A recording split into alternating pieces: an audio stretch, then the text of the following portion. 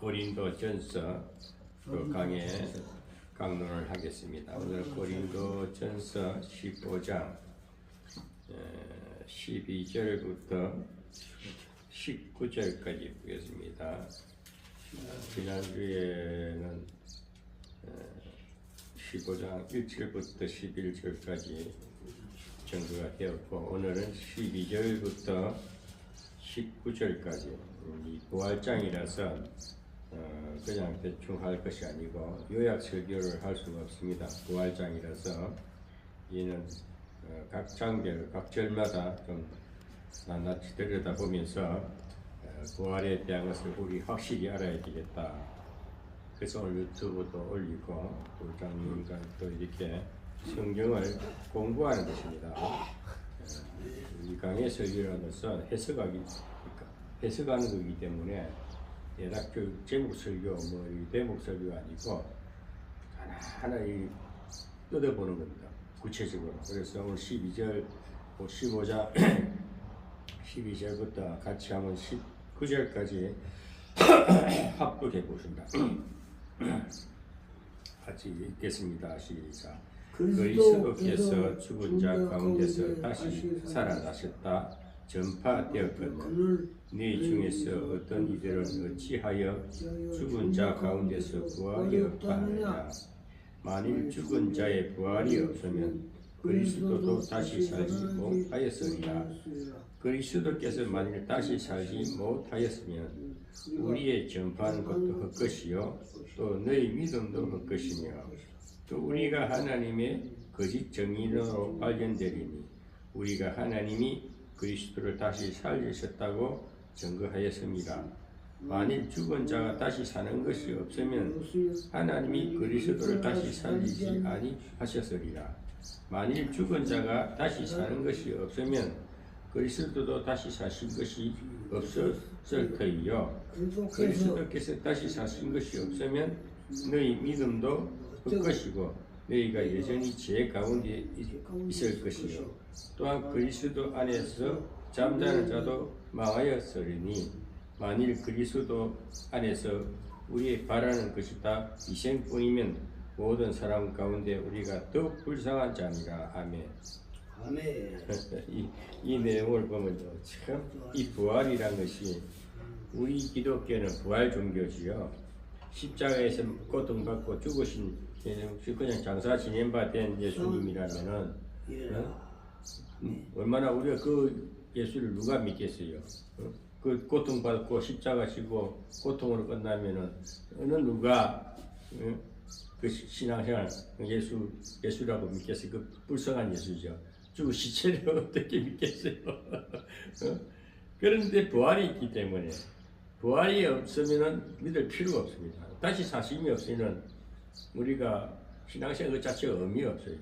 그냥 마음대로 살다가 적당히 살다가 뭐 죽을 때 되면 죽으면 끝나지만은 부활이 있기 때문에 영생이라는 부활 아닙니까? 영원한 나라가 이 피조 세계를 벗어 육신의 몸을 벗어 영원히 하나님의 나라를 다시 본향으로 간다는 그 소망, 그 부활이 있기 때문에 오늘 우리가 기쁜 거예요. 부활이 있기 때문에 신앙생활이 즐겁고 행복하고 그것이 믿음입니다. 오늘 바울은 그래요. 정말 자기 율법주의자로서 정말 행위로서 잘해서 착하고 선하고 윤리도덕 잘 지키고 율법 시키면 다 지켜서 천국 간다고 그렇게 하던 사람이 성령을 체험받고 보니까 이거 아니구나. 그때 신앙이라 깨달은 거예요. 속에 안을 영적인 말씀의 씨가 내 마음에 하나님의 은혜, 하나님의 영성이, 하나님의 생명이 내 안에 들어오니까 그것이 구원이고 그것이 부활이요. 그 부활에 다시 우리가 거듭난다는 것은 다시 회복되는 거 아닙니까? 더러웠던 내 사상이 씻어지고 새로운 복음으로서 하나님의 영성으로 그리스도의 심정으로 이렇게 변화되는 걸 갖다가 거듭남이요. 그 부활에 그래서 가다 부활된 거거든요. 그 죽음 이후에는 분명히 부활이 있습니다. 영생이 있습니다. 근데 악한 자는 뭡니까? 구원받지 못하고 거듭나지 못한 자들은 세상 자기 멋대로 살다가 가는 곳이 지옥이고, 우리는 거듭난 사람들은 구원받은 증거는 뭡니까? 확신이 있지 않습니까? 아, 부활이 있구나. 그 영생이 있다는 그 소망 때문에 항상 기뻐할 수 있고 그 신앙이라는 것은 변치 않는 거거든요. 믿음이라는 것은. 믿음이란 절대 변치가 않습니다. 그 믿음이라는 것도 조그마한 씨알 하나가 다음에 나오겠지만 제가 이 부활장을 보면서 너무너무 말씀이 귀해가지고 한 말씀도 떨을 수가 없어요. 정말 부활이라는 그 자연의 섭리를 보면서 부활이 없으면 어떻게 생명체가 꽃을 피우고 열매를 맺겠습니까? 인생도 똑같은 거예요. 우리도 죽어서 옛 모습은 죽고 새 사람이 되었을 때에 새로운 열매된 삶을, 건강한 삶을, 빛된 삶을, 복된 삶을, 그리스도의 삶을 사는 거예요. 그게 부활이거든요. 그리 살다가 환한 그 아름다운 모습으로 이제 육의 껍질은 흙으로 뻗다니 버리고 흙으로 돌아가고 우리 영혼은 형체를 보이지 않은 그 화채설이라는데 영혼 하나님 품에 가는 겁니다. 그런데 이것을 이 부활장을 이제 자칫 잘못 오해하면은 이 자칫 영적으로 바울도 성령을 받고부터 풀어진 거예요. 오늘 성령 체험한 자들은 이 부활장이 풀어집니다. 믿어지고. 그리고 믿음이란 것도 내가 체험되지 못한 사람은 절대 부활 안 믿어요. 너희가 어떻게 부활이 없다 하느냐. 지금 오늘 이 12절에서 19절 보면 부활이 없다니까. 어떻게 부활이 없으면 나도 어리석은 자단 말이야. 헛된 걸 믿지 않느냐. 부활이 없으면 그 종교생활 하지 마라. 그 마음대로 살다가 그냥 적당히 살다가 깨끗하게 살다가 가는 거예요. 그런데 우리가 부활이 있기 때문에 아무리 이렇게 살 수 없다 이거야. 그 거룩한 모습은 갈수록 살아서 강해지는 거야. 약한 자가 강해지고 가난한 자가 부해지고 자꾸 창대한 역사는 네 삶 속에서 네 인격 속에서 부활된 삶을 살다가 가는 겁니다. 부활이 없으면 기독교는 아무것도 아니고 오늘 그 말일 거예요. 그리스도께서 죽은 자 가운데서 다시 살아나셨다 전파되었거늘 네 중에서 어떤 이들은 어찌하여 죽은 자 가운데서 부활이 없다느냐. 부활이 없다느냐. 지금 여기 쓰는 부활이 없다고 그 당시에 그 고린도 성도들이 부활 문제를 가지고 논쟁이 심한 거예요. 교회 내부에서. 그러니까 부활이 있다 없다. 이것을 예수님 시절 예수님이 복음 전할 때도 어떻게 했냐. 사두개파, 바리새파가 그랬어요. 사두개파는 부활이 없다 그래요. 바리새파는 부활은 있다. 영생도 있다. 근데 사두개파는 어떤 상태의 사람, 어떤 종류의 사람이냐면은 어떤 수준의 사람이냐면 상당히 고위층입니다. 교회에도 종교 지도자들이에요. 상당히 영적으로 성경을 박사들인데 부활은 없다 그러는 거예요. 그러니까 교마이 지금 엄청난 그러니까 오늘 영적 지식으로 풍성한 사람들이 부활을 떼버리면 그 사람은 신학 박사는 될지 몰라도 영적인 박사는 아니고 예수를 껍데기 신앙인 거예요. 그 율법주의자들이지. 그러니까 부활이 예수님 시절에도 바리새파, 사두개파는 서로 논쟁을 해요. 근데 여기 고린도 성도들도 부활이 없다고 하는 사람이 있기 때문에 그까지 논쟁이 있으니까 바울이 설명을 해주는 겁니다. 어떻게 너희들 부활이 없다느냐. 그러면서 구체적으로 진짜 설명 작하게 해주는 거예요. 바울이 얼마나 이 문장력이 기가 차고 설득력이 있는 내용인지. 이 설법이라거든요. 정말 여기 보면은 놀라운 거예요. 그럼 이제 13절에 보면 만일 죽은 자의 부활이 없으면 그리스도도 다시 살지 못하였으리라. 죽은 자의 부활이 뭡니까? 분명히 죽으면 하나님이라를 떨어져 죽으면은 새로운 싹이 나서 열매를 맺듯이 자연적인 자연 현상이지요. 우리 인생도 죽어야 영이 죽으면 영이 사는 겁니다. 그 말을 영적인 삶을 말합니다. 그 주님께서도 분명히 죽으셨습니다. 십자가에서 못 박혀서 죽으셨어요. 죽으시 무덤에 갇혔습니다. 다시 부활이 다시 살아나셨기 때문에 우리가 예수를 믿는 겁니다. 그 부활의 정인이 예수님 아닙니까? 육신으로 오신 사람으로 오신 똑같은 우리 육신의 옷을 입고 육신과 동격된 인물을 오셔서 왜? 그 예수님은 영이나 육이나 다 부활입니다. 예수님이 그 자체가 부활이에요. 그 예수님 무덤이 없잖아요. 부활하는 성취하셨어요. 우리도 사실상 그 믿음을 갖고 살아야 됩니다. 부활이 있다는 거죠. 부활이 없다면 예수님이 그 십자가 십자가 얼마나 서글픈 불행한 십자가입니까? 다시 사심이 없다면은 어떻게 우리가 예수를 믿느냐? 이거 믿는 건 헛믿음이다 이거죠. 그 14절에 그리스도께서 만약 다시 살지 못하셨으면 우리의 전파는 헛것이요 너희 믿음도 헛것이다. 그게 뭡니까? 바울이 만약에 예수 부활을 증거하지 아니하면 내가 예수 부활이 없다면 내가 헛짓거리 했다. 지금까지 내가 복음 전하고 너희들한테 이렇다 저렇다 믿어라 말아라 거듭나라 다 헛된 일만 했다는 겁니다. 다 헛것이 내가 전하는 전파하는 것 헛것이요 너희 믿음도 헛것이다. 너희가 믿는다 믿음 입마 그냥 믿는다 하지만 진짜 믿음이 아니다 이거야. 가시적인 형식적인 정말 아무것도 아닌 걸 헛것을 믿었다는 것입니다.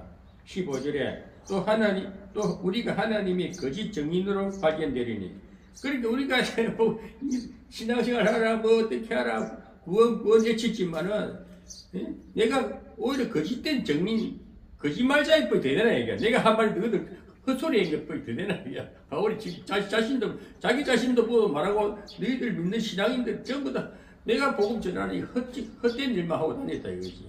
부활이 없다면 그 말이에요. 응? 우리가 하나님이 그리스도를 다시 살리셨다고 증거했습니다. 응?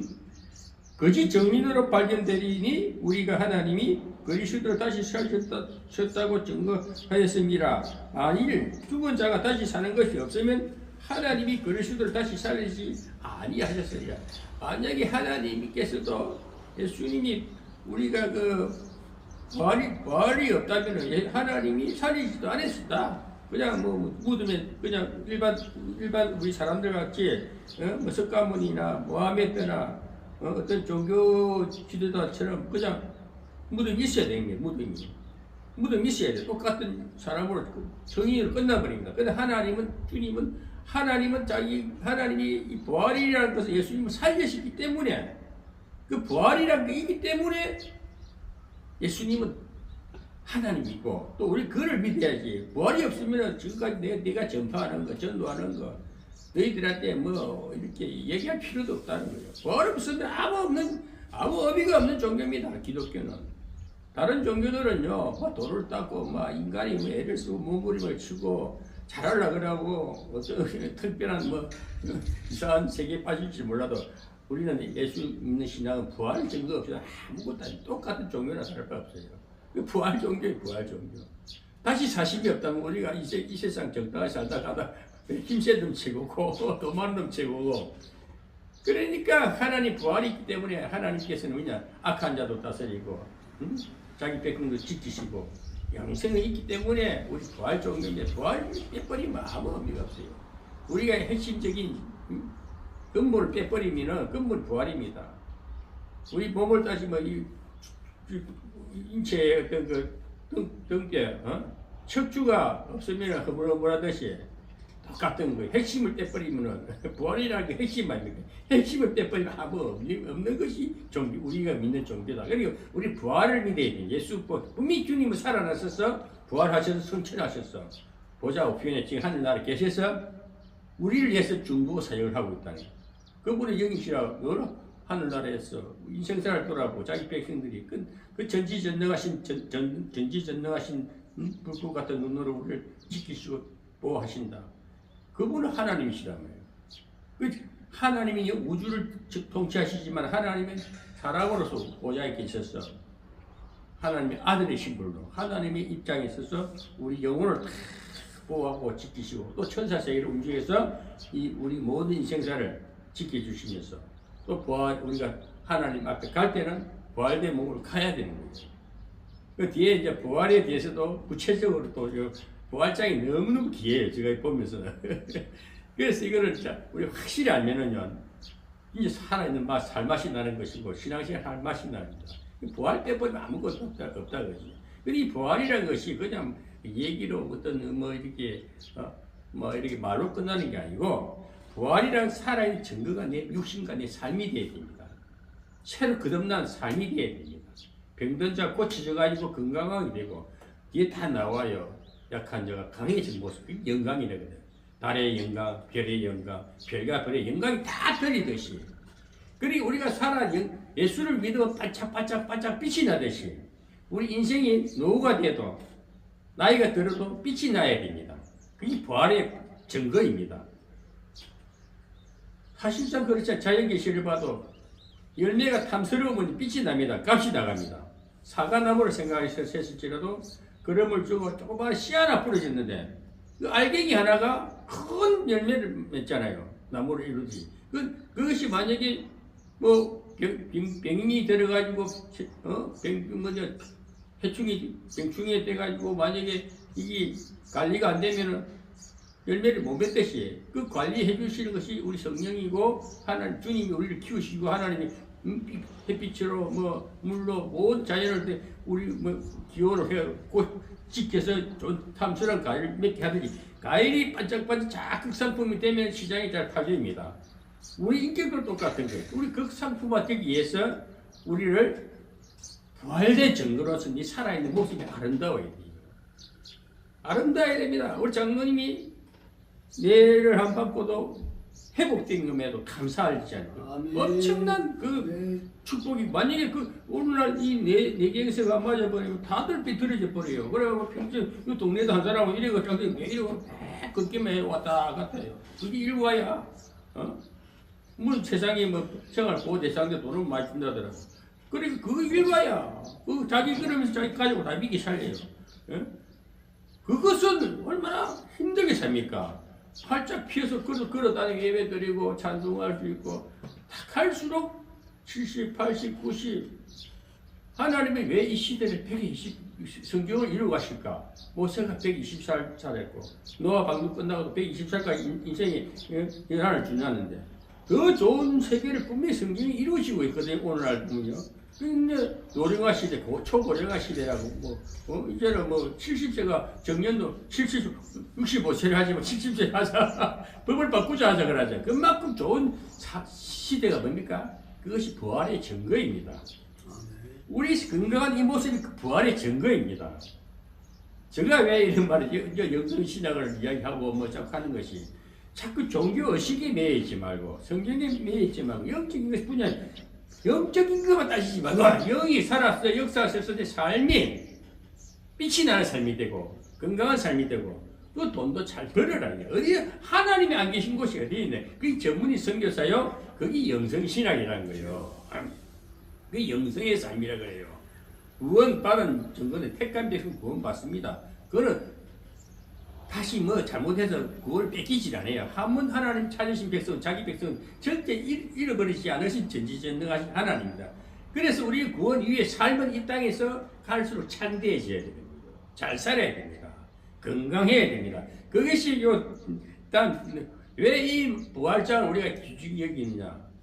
정말 제가 유튜브를 올리지만 누가 듣든지 말든지 정말 받은 은혜가 크고 너무 하나님이 역력하게 말씀을 통해서 기록된 성경을 통해서 우리 깨달음과 건강과 새로운 걸 주시니까 이걸 증거해야 되는 거예요. 자꾸 논리적 이론적으로 파헤치지 말고 삶의 현장에서 정확한 정인된 빛된 삶, 부활된 증거는 내 건강입니다. 내 삶입니다. 살아있는 모습입니다. 그리고 삶에서도 땅의 모든 것을 다 금도 은도 내 것이라 그래요. 학계 선지자가 그랬어요. 옛날 선지자가 한 말이죠.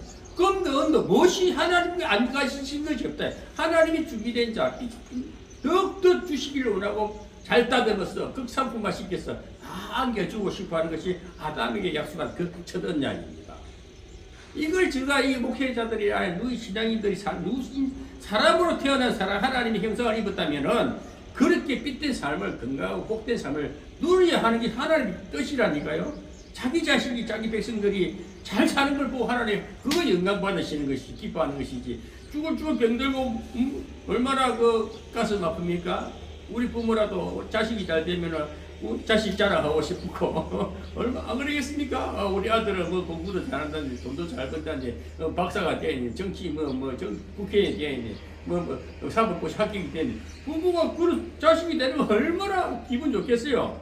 우리 하나님 입장도 똑같습니다. 자기 백성들 잘 되는 거 보고 물어 잘 키우고 영양소 미기가 잘 키워주시는 하나님 그것이 부활의 증거가 이 땅에 이루어집니다. 이때 삶을 살아야 됩니다.